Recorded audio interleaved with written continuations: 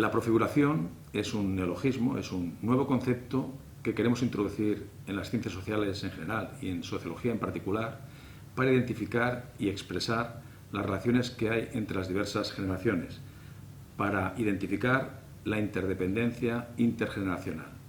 De hecho, si algo no se nombra, no existe.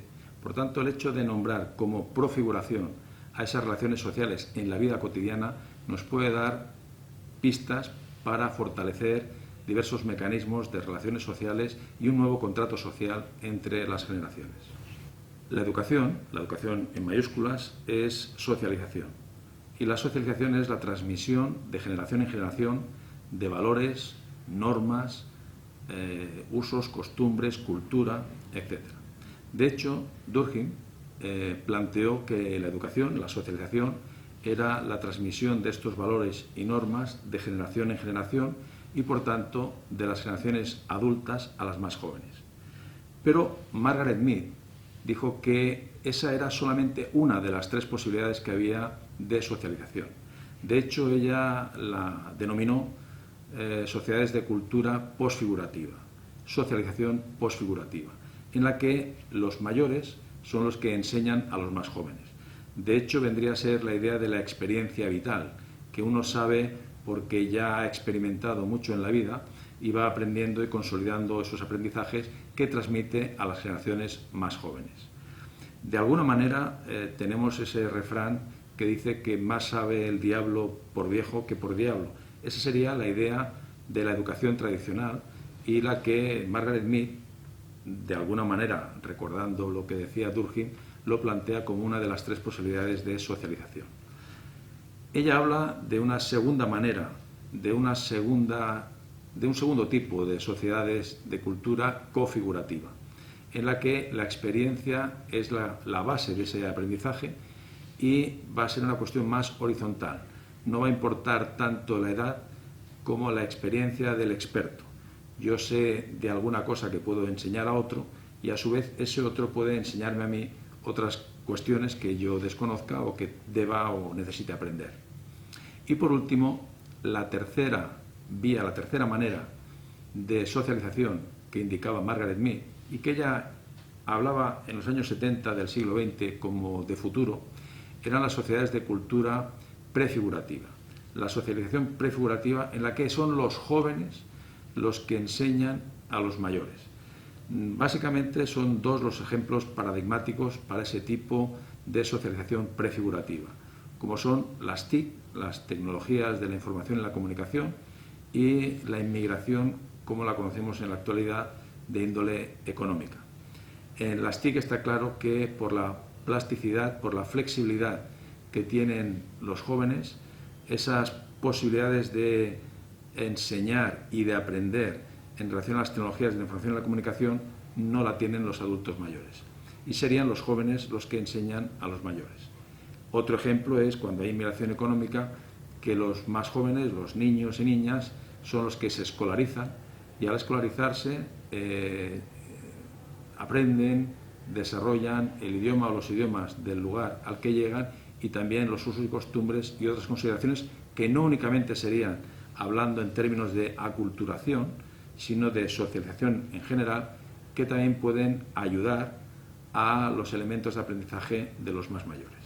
En este sentido, nuestra propuesta sería una cuarta dimensión o una cuarta manera, aprovechando esta primera incursión de Margaret Mead, y nosotros hablaríamos de socialización profigurativa, en la que unos y otros, es decir, adultos mayores, jóvenes, niños, niñas en general, se socializan, se integran en una interdependencia intergeneracional, insistimos en esa denominación, ayudan a la propia socialización de la sociedad en general.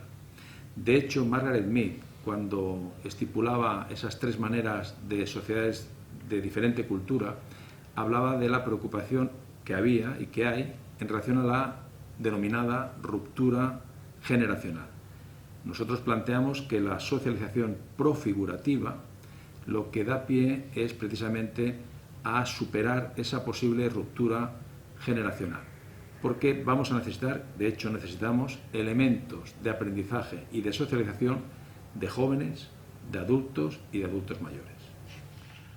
Otro autor, como Simmel, nos hablaba de que la sociedad se podía definir como el complejo de individuos socializados. Y en este sentido, los individuos, las personas, somos a la vez productos de la sociedad, pero también miembros de ella. Y, de alguna manera, el conflicto, podríamos hablar también del conflicto generacional, es un factor integrador, porque el conflicto lo que hace es, de alguna manera también, desarrollar esa propia socialización y es una parte integrante y necesaria de las sociedades y de las relaciones humanas.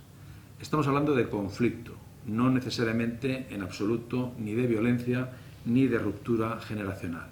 El conflicto como el elemento de debate, de desarrollo del diálogos platónico, es decir, de la creación de conocimiento gracias a la relación diádica, a la interacción humana.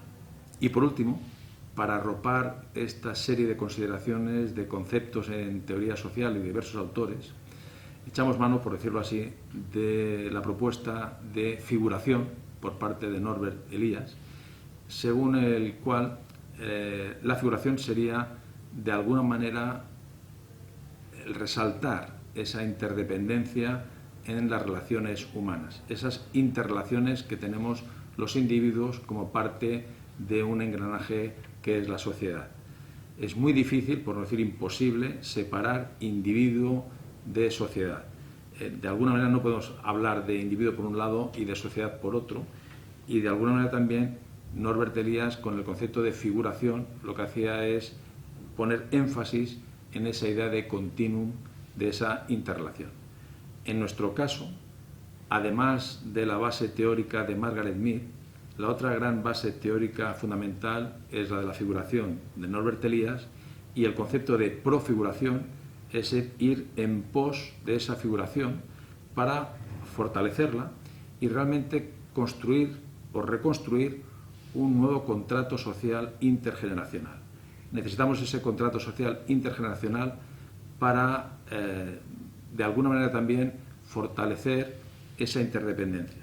Las necesidades de los seres humanos, y más en la situación actual de emergencia climática, de dificultad en la sostenibilidad. Acordémonos que cuando hablamos de sostenibilidad no es únicamente económica, no es únicamente natural, es también, de alguna manera hay que reconocerlo así, una sostenibilidad humana. En relación a la profiguración, el engranaje, el eje fundamental es la interdependencia intergeneracional. La asociación profigurativa es una asociación conjunta, colaborativa y dialógica. Es el tipo de socialización que permite dicha interrelación entre generaciones, dentro de los ámbitos como el género, la cultura, las clases sociales. El ámbito es holístico.